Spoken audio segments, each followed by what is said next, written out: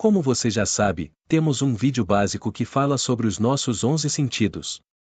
Mas, para aprofundar o conhecimento sobre eles, desenvolvi alguns outros vídeos dando mais detalhes sobre suas funções. Não deixe de vê-los, pois dessa maneira, seu conhecimento não ficará pela metade. Inscreva-se, curta e comente, vamos desenvolver cada vez mais o bom senso para evoluirmos e desenvolvermos mais conhecimentos gerais sobre o que faz parte de nossas vidas e como nosso organismo funciona.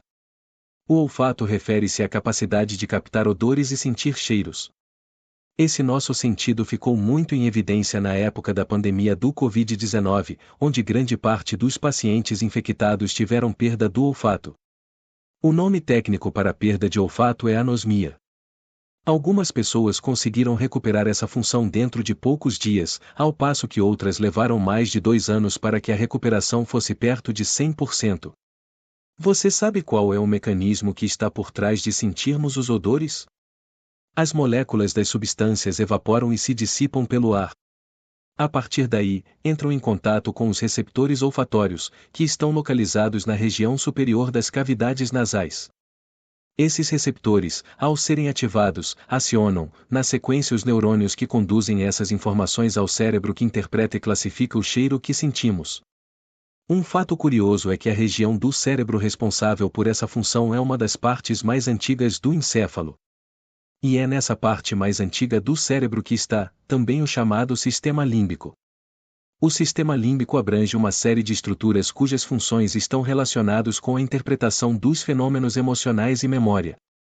Traduzindo, memória, emoção e cheiro são processados e analisados praticamente nas mesmas regiões do cérebro, evidenciando a íntima ligação existente entre todas essas funções do nosso organismo. Perceba que informação alucinantes!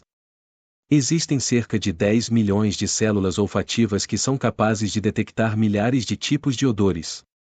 Os impulsos nervosos do sistema olfatório, como já comentado, levam tais informações ao córtex cerebral, região onde tomamos ciência do cheiro que estamos sentindo, além de ser local, também de armazenamento dessas informações, isto é, memórias são formadas a partir do tipo de cheiro que sentimos. O processo da memória dos odores é importante para a própria sobrevivência do organismo humano, pois identificamos, reconhecemos e selecionamos os alimentos ingeridos pela sua qualidade e necessidade. O comportamento afetivo do olfato, como a sensação agradável e desagradável, exerce influência no paladar. As memórias que incluem lembrança de odores têm tendência para ser mais intensas e emocionalmente mais fortes. Existe a possibilidade de que um odor que tenha sido vivenciado apenas uma vez só na vida e ter sido associado a certa experiência ser capaz de evocar automaticamente a memória dessa situação quando a pessoa é exposta a esse odor, novamente. Um outro sentido que está intimamente ligado ao sentido do olfato é o gustativo ou paladar. É a combinação desses dois sentidos que nos permite sentir o sabor dos alimentos. A princípio, poderíamos pensar que o sabor deveria ser exclusivamente relacionado ao sentido do paladar, no entanto, ambos trabalham e são estimulados em conjunto para que possamos sentir 100% o sabor do que ingerimos.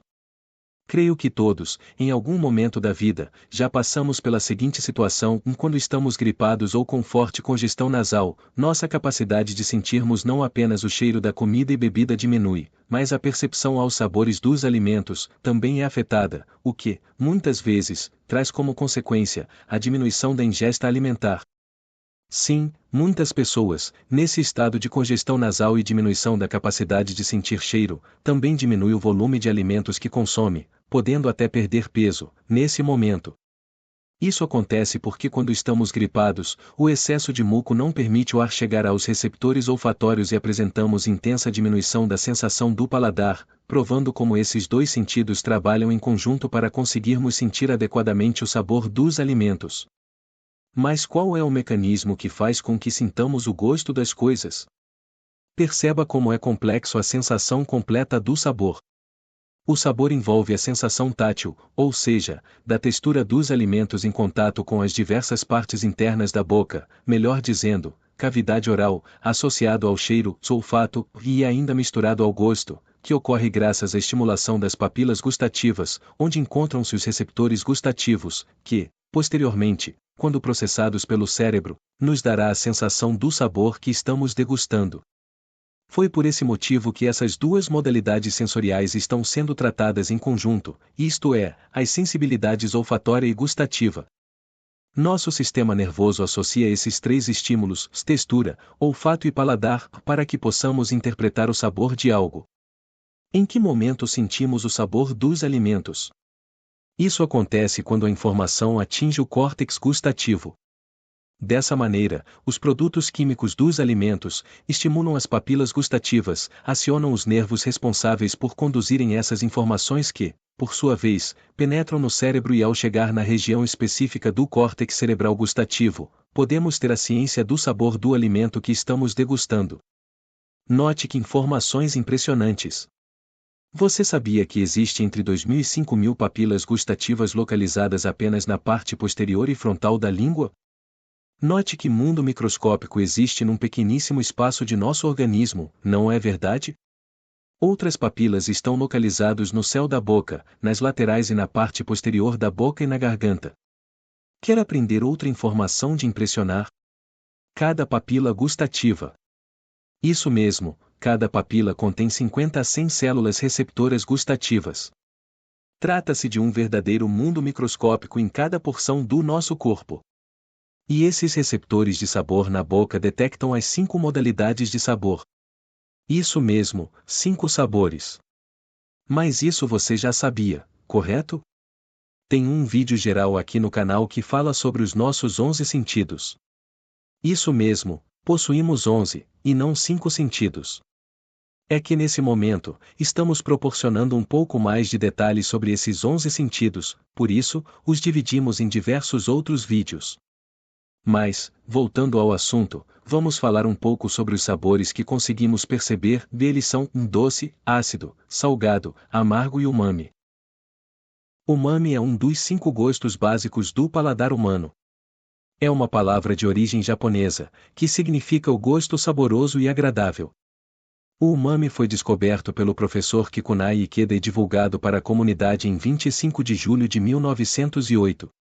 Porém, apenas nos anos 2000 foi reconhecido oficialmente pela comunidade científica, após identificarem receptores específicos para o aminoácido glutamato, que é o principal elemento representante do gosto umami na língua humana. Uma outra forma de caracterizar esse sabor é quando dizemos que algo dá água na boca. Na minha opinião, fica um tanto quanto subjetivo esse nosso quinto sabor, contudo, como existe prova científica de sua existência, tenho que aceitar, não há muito o que fazer ao usarmos o bom senso sobre esse assunto. E podemos usar, como exemplo, os seguintes alimentos em que o gosto umami é sentido: peixes, crustáceos, certas hortaliças como o repolho chinês e espinafre, além de cogumelos, tomates maduros, chá verde, molho de soja, leite materno, dentre muitos outros alimentos. E quanto aos demais sabores, sem mistério, não é mesmo? São os famosos gostos de azedo, amargo, salgado e doce.